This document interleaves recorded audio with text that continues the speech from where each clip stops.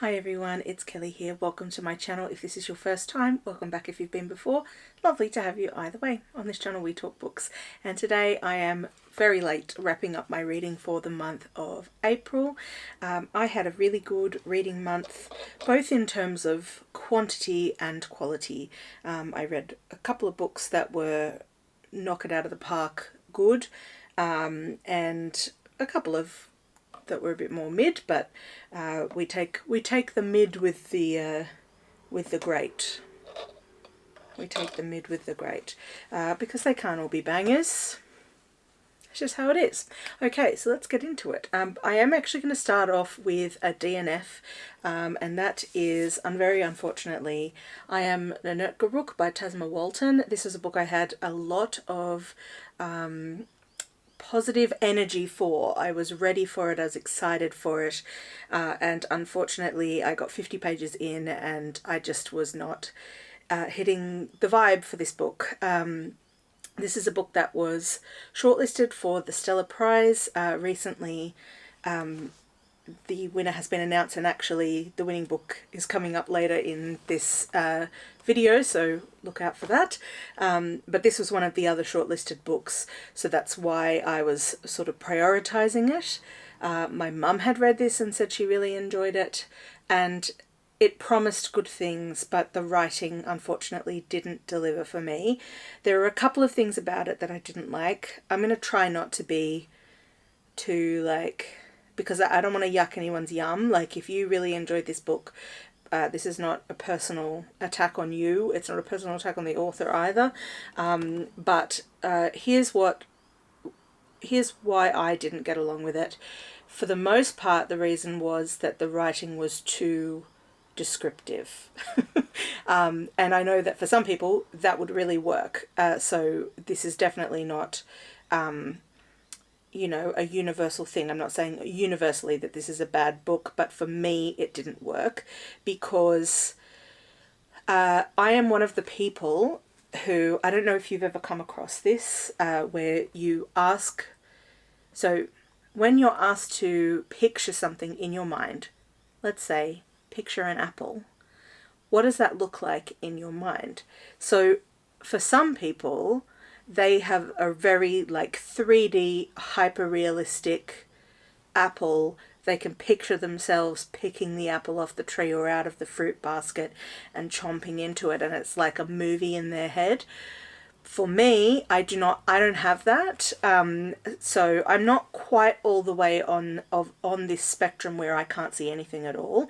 But I would say, for me, I get a real, just kind of very cartoonish stereotype. If you said house, in my head is a kid's drawing of a house. It's not a very 2D on a piece of paper, and it's a flash and then it's gone. So writing that's super descriptive in the sense of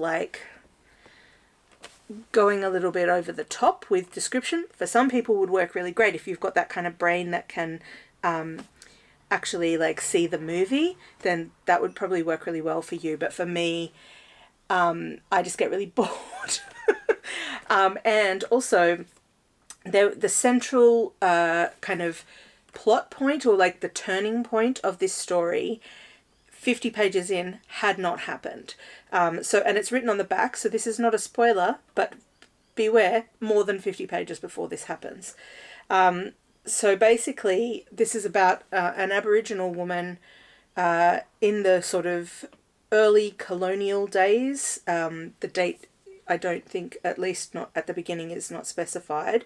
But we're talking about Aboriginal people who are living in a sort of very traditional ways, pre-European colonization ways, but beginning to interact with colonizers, people who are coming, white people who are coming from Europe and taking the land. And basically, in the area of Australia that we're talking about, which is sort of the southern part of Victoria, right at the bottom of Australia, between, you've got the sea right there So this character, Nannertgarrook, her people are a sea people.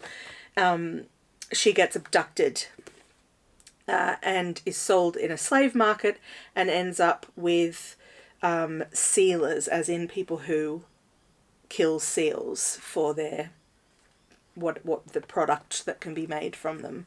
I guess like furs and blubber and meat. I don't know. I don't really know.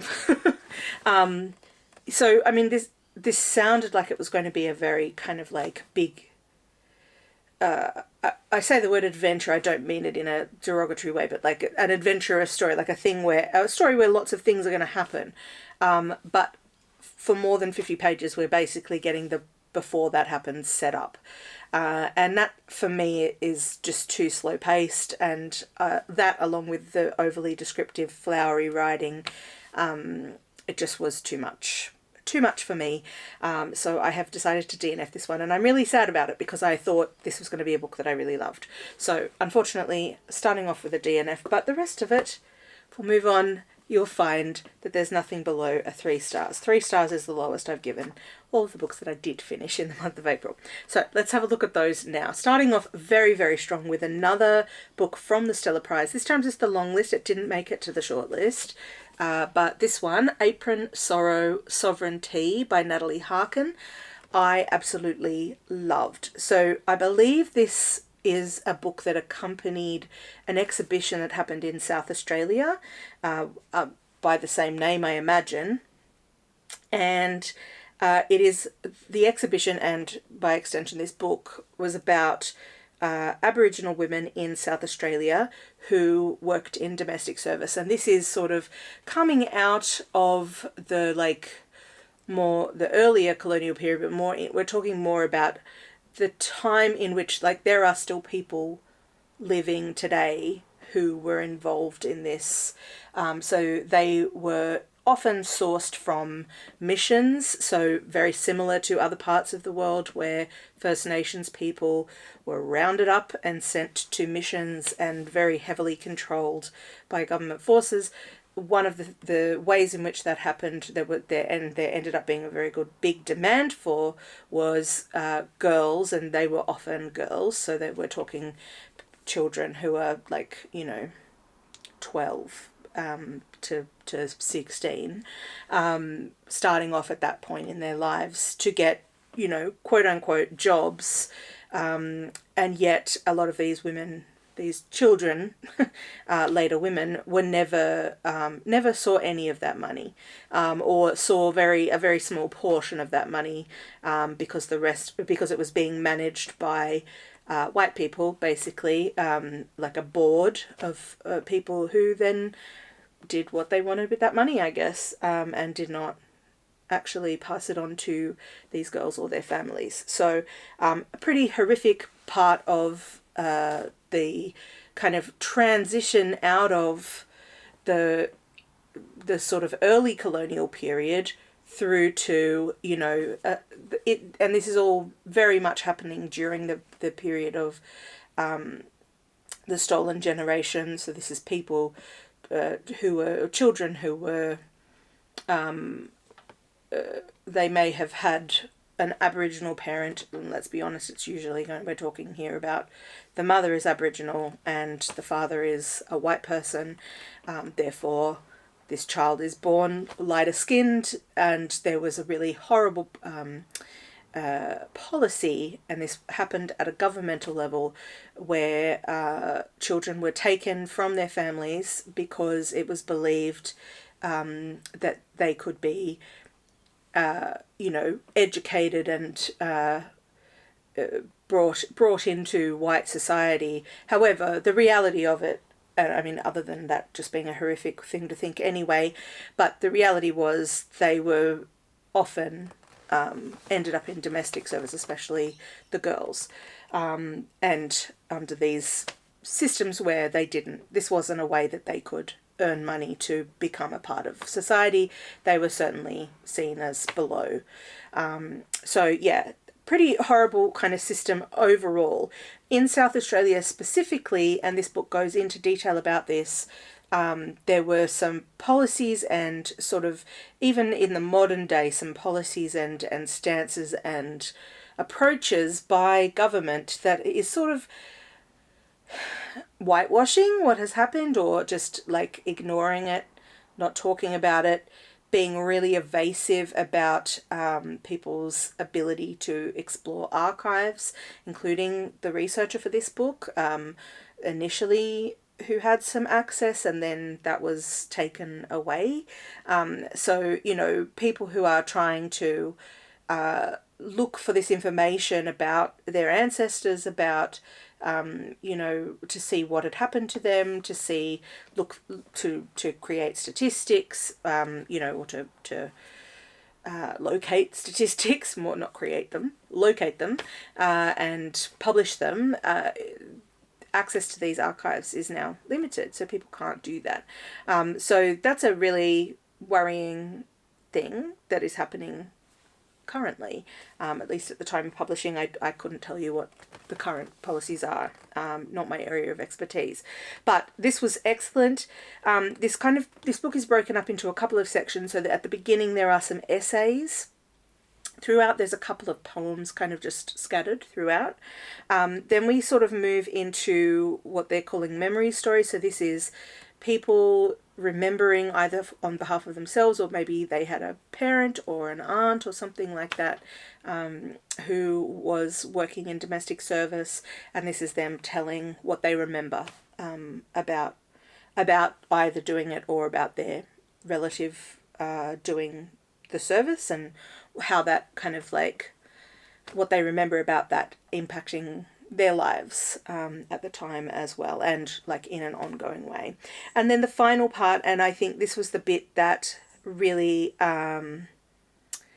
moved me and was the bit that broke my heart, was the stuff that is from the archives, and a lot of it was letters that the girls themselves, or perhaps their families, were writing to the government officials or the people who were running these programs, asking for information or asking for access to their kids, or to be able to go home for Easter or for Christmas and things like that.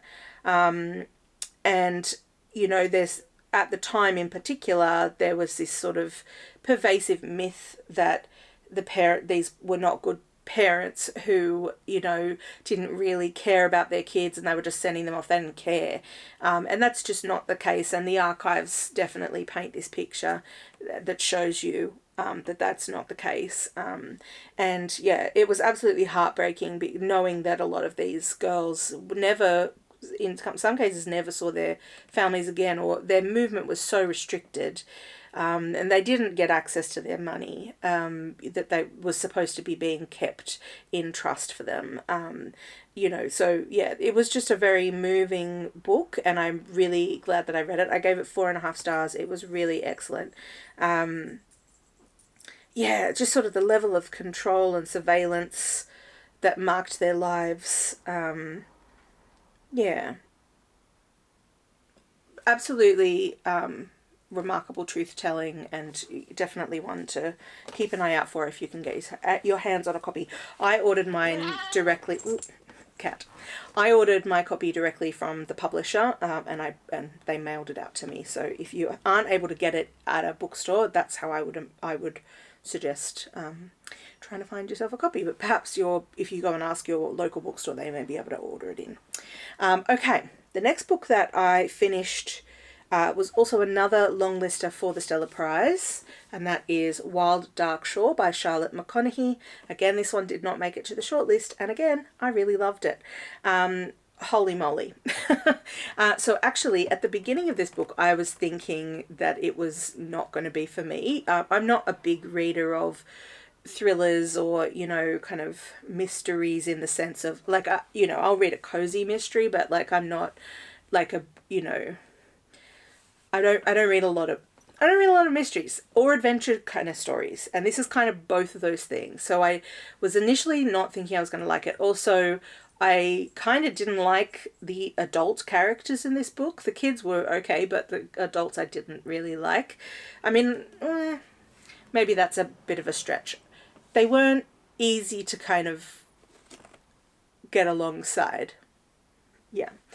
So basically in this book we follow a couple of different characters. So this is told from multiple points of view, and we kind of jump between those points of view as the story kind of rolls along.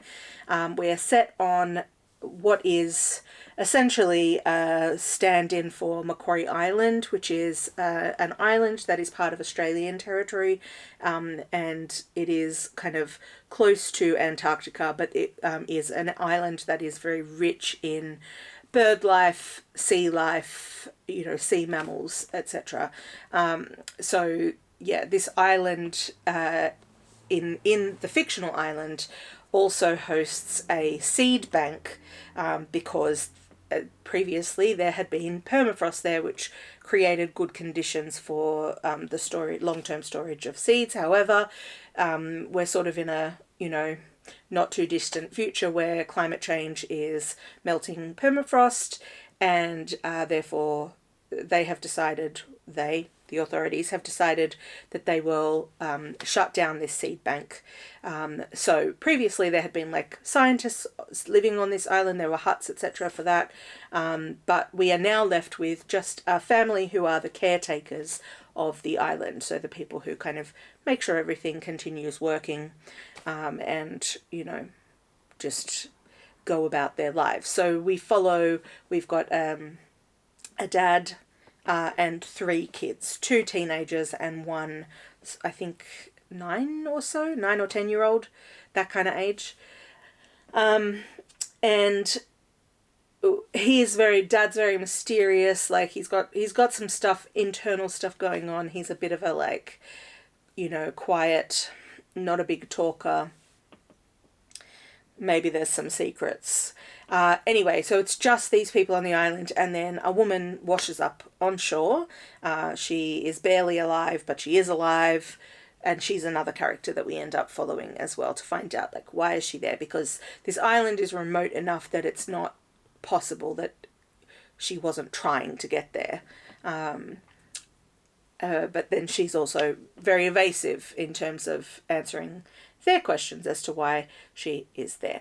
So that's basically the premise of the story, and then we follow these people as kind of events unfold.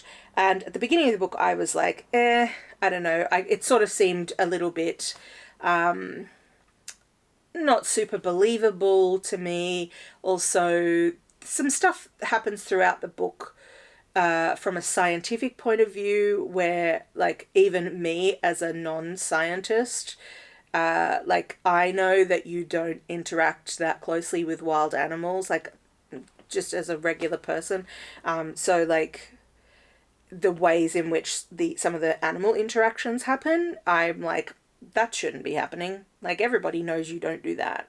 That's not a thing that you have to be a scientist to know. Anyway, so there's a bit of that sort of thing that happens. And also, as I said, the 2 adult characters I wasn't really getting along with. However, at some point, things take a turn. Well, there's quite a few twists and turns here, but there is quite a big twist that happens a little bit later on in the book that you find out, that's sort of central to what's happening. And then by the end of the book, I was I had to put this book down at one point because I was and I'm crying, and I'm I don't know where this is going to go.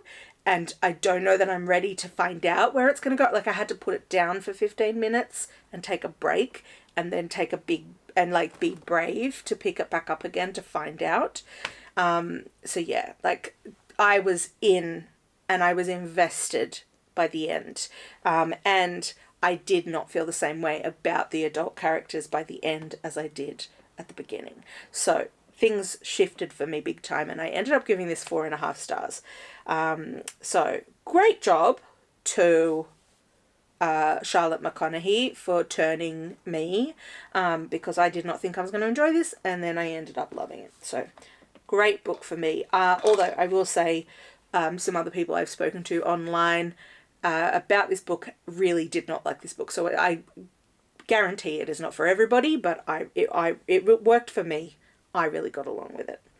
Okay, the next book that I finished was Thunderhead by Miranda Darling. Yet another book from you'll notice this theme. There's a lot of Stella Prize books in this wrap up for April. So Miranda Darling is the author. This one is not the one from the Stella Prize. It is the subsequent book, but which is called Fireweather.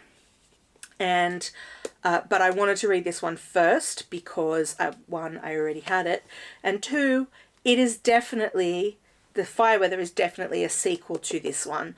I can't imagine how I would have approached Fireweather without having read this one first. So don't let anybody tell you that it's not a sequel, because it definitely is, and it is not a standalone.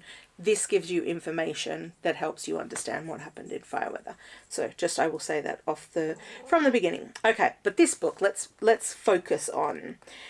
So we follow a character called Winona Dalloway, and yes, it is very loosely based on the concept of Mrs. Dalloway by Virginia Woolf, which I read a couple of years ago and quite liked. I really loved Mrs. Dalloway. I did not love this one as much, maybe because it's sort of emulating Mrs. Dalloway to some degree, but the bit that it's emulating really is just the fact that you are like inside the head of the character. Like, you are not getting any kind of like objective truth about what's happening in the world. In Mrs. Dalloway, you do jump between characters. In this one, you just stay in the head of not Miranda, in the head of Winona. So, and she's got a lot going on. The main thing that you need to know, and you find out pretty early on, is that her husband is a horrible person, and you are sort of she's kind of at this like breaking point, I guess, but I don't think she realizes at the beginning that she's at the breaking point. But this is again over the course of a day, just like in Mrs. Dalloway, and we are inside Winona's head. So by the end, I cared about Winona, but I didn't find her head a very pleasant place to be. Her brain is quite scattered, and also she's a little bit hippy dippy and like a bit, like a bit artsy fartsy. So if like that kind of person bothers you, you will not enjoy this book. Don't even bother. So to me, the big plus about this, or the kind of the big theme, is it's about coercive control and sort of the ways that it messes with a person's head. And I think part of that is why her brain is as chaotic as it is, and why she's kind of like jumping between things in the way that she does, because her husband is like basically messing with her concept of reality. And yeah, it was pretty depressing, but I did find the ending of this book hopeful. But yeah, so it's not entirely like just a sucking you down into a horrible place. I mean, it is, but there is an element of hope there. So yeah, I would say it was fine. I gave it 3.5 stars. But yeah, I don't know that I will go back to this author again. Although, when I get to my wrap up for May, when I tell you about Fireweather, I obviously have. But if she writes it, I'm not going to be seeking out more stuff by this author. Okay, moving on. The next book that I picked up is Stone Fruit by Lee Lai. This is a graphic novel. Again, this is not the one that was shortlisted and subsequently won the Stella Prize, which I'll talk about in just a moment. That one is called Canon. This is the previous graphic novel by the same author. So I would say, and also I will say as well, this one was longlisted for the Stella Prize in the year that it came out. So this was a bit unexpected. The storyline was actually really deep. So we follow this character here that's on the front, whose name I can't remember. One of them is called Bron and one of them is called Ray, but I can't remember which one's which. But anyway, we follow one of these characters, and this is her sister's kid, who they together babysit like once a week or twice a week or something like that. But actually, so this is kind of like the central dynamic, but really you're kind of looking at the relationship between these two people. The reason I picked this one up before I read canon was because I had heard that this was somewhat like they're connected. They didn't actually feel connected. So unlike with Fireweather and Thunderhead, you don't need to have read Stonefruit to be able to access canon. So just a heads up for anyone who's looking to do that. Like, this is not really a prequel, to canon in the same way that Thunderhead precedes Fireweather. But yeah, it was a bit unexpected. The storyline was really deep, and I felt myself drawn to the characters and their situation. The one thing that I would say is that the art style is not really my thing, but the more I got into it, the less it mattered because of the story. So, yeah, I gave this 4 stars and I enjoyed it. Let's talk about canon, though, because this was the winner of the Stella Prize. Congratulations to Levi. This is the first time that a trans person has won the Stella Prize, because it is a prize that is open to women and non-binary writers, so Levi falls into that category. And also this is the first time that a graphic novel has won the prize, so that's also very exciting. Not the first time a graphic novel has been shortlisted or longlisted, but definitely the first time it has won. So that's another big first that has happened. So let me tell you a little bit about canon. So canon is, I would say, first of all, the art style is a little bit different to Stonefruit, and I found myself more like appreciating the art style in this one more than I did in Stonefruit. And I'm not 100% sure why that is, I guess, and that's a very subjective sort of thing to say.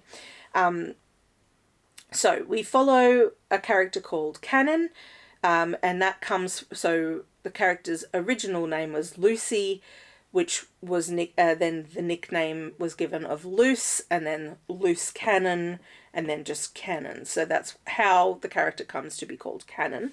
And also her high school friend Trish. So Cannon is a cook at a high-pressure restaurant, and Trish is a writer struggling with her current project.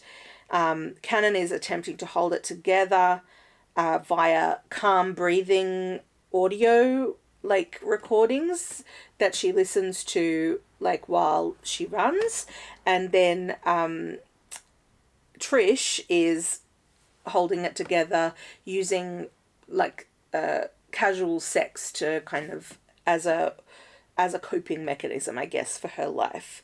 I really liked the messiness of the relationship because I think there's a lot of emotional depth that is explored in this book. Also, the opening scene of the book is Cannon and Trish trashing the restaurant. That's the opening scene. And then we sort of go back and work out how we get here. And that's a really vibrant scene in the book that kind of really sets the tone for where this book is heading. So yeah, I really enjoyed this. I also gave it 4 stars. It was very enjoyable, and congratulations to Levi for winning the Stella Prize. This is a worthy winner. And yeah, I hope that the prize money gives her some space to be more creative and do more stuff, because I'm looking forward to reading whatever graphic novels come next from Levi. All right, the next book you will be pleased to hear is not related to the Stella Prize, though we are coming back there for one more in a moment. And that is Mother Mary Comes to Me by Arundhati Roy.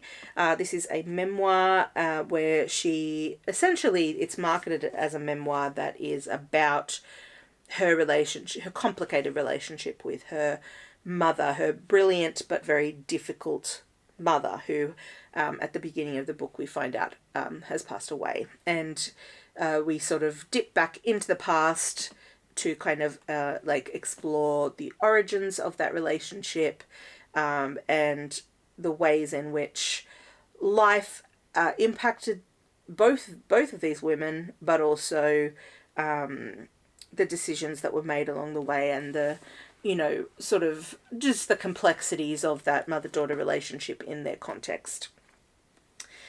I personally feel that the memoir lost its way a little bit in the middle, as the connection to Mrs. Mary Roy, her mother, became a bit more tenuous. So to me, this is the framing of this entire book.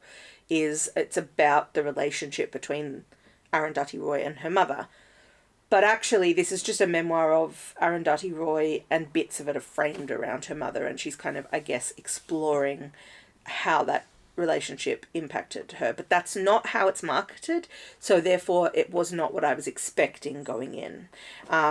So yeah, I feel like you have to pick and say, like, either this is a memoir about the relationship, or it's a memoir about the author, but it was trying to be both of those things at the same time. And I think it got lost in trying to do both things at the same time. Yeah, I would say that the writing style was at times beautiful, but it wasn't sustained. And I did learn about some aspects of the Indian politics that I found very interesting, I didn't know about, which I appreciated. So there were aspects of this book that I thought were good. But overall, for me, it was just a sort of mid-read for me, unfortunately. So I gave it 3.5 stars. And yeah, I suspect that it will work very well for other people, but for me, it didn't quite come together. All right, back to the Stella Prize. The next book that I read was 58 Facets on Law, Violence and Revolution by Marika Sosnowski. I apologise if I'm mispronouncing the surname of this author. This was a book that was a little bit patchy for me. So, as the title suggests, this is a book that is focused on law, the intersections of law, violence and revolution, and kind of like how they impact people in like real time, like what kinds of ways that they kind of intersect with the ways people move, with the ways that people interact with the government, the ways in which the government kind of regulates people's lives, and kind of talking about those intersections, which is an interesting topic, I think. I mean, it probably wouldn't be interesting to everyone, but to me it was an interesting topic. So I appreciated the prompt to kind of think, particularly in the sections that were about bureaucracy, and talking about like the social contract, like why we like agree to do the things that the government tell us to do, for example. Like, yeah, that was an interesting prompt to think. And however, some points were a bit laboured. For example, checkpoints was one theme that kind of came up a couple of times, and most of the times that it was being talked about, it was pretty like relevant, but then other times the link was very tenuous. And another example of something that is tenuous is talking about, so another theme was talking about camps, because the grandfather of the author is a Jewish person who managed to get out in time before the Nazis kind of closed everything off, and so therefore avoided being in one of the Nazi-run camps. However, did have to stay in some camp situations along the way before ending up in Melbourne, Australia. but yeah, there was one point where she was talking about being on an aeroplane as a camp, and I was like, I mean, I guess a bit, but I thought that was a very like tenuous link, you know. I don't know. It's like a thought that you have and then you go, nah. Like, but then she had not gone, nah, you know, I don't know. That's how it sort of felt to me. There's for sure some brilliance here, but I'm just not sure that it quite comes together as a whole. And I also felt that, like, because it has very short chapters, sometimes incredibly short, and I think that format for me meant that I didn't end up being able to fully engage in the thinking. Like, I couldn't quite follow the thread of the thinking. You know, like I saw the themes that were coming up in different situations and like the different examples, but because of that formatting, I just kind of found it very difficult to like fully engage in the kind of thinking that I think the author was trying to get me to engage in. So for me, this ended up just being a 3.5 star. But yeah, I know other people, including there's somebody I've been talking to in the comments who really loved this book. So yeah, like I know that's a me thing, but it's my channel. So I'm just telling you what I think. This is how I've engaged with these books. All right, and the last book that I finished in the month of April was this one. Love is Strong as Death, poems chosen by Paul Kelly. Paul Kelly is an Australian musician who's been around for quite some time, and he has adapted a fair amount of poetry into music, and is just generally a lover of poetry.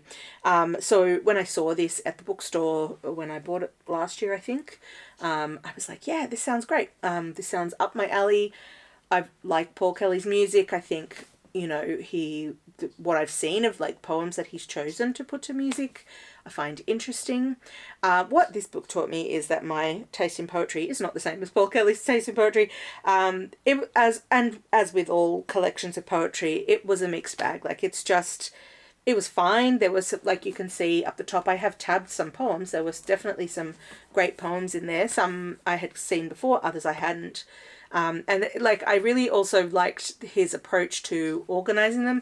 He just put them in alphabetically, and he decided to do that. And he's like, because I think that they kind of just need to stand on their own, and also might it create some interesting juxtapositions of poems that you otherwise wouldn't put together. Like, you know, a Shakespeare sonnet next to a poem about poo.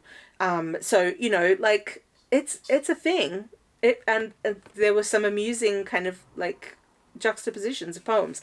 But I will say his taste in poetry tends quite like storytelling, which makes sense because like his music is very much storytelling in the form of music. So, you know, I can see how that's the kind of thing he's drawn to. But I don't really love that kind of poetry. Like, I'm not a like narrative storytelling poetry kind of person. So if that's the kind of thing you're into with poetry, I would recommend this collection. Also, like, there are some good moments, but I would probably I'd maybe check it out from the library first and have a go before deciding whether or not to pay cash money for it.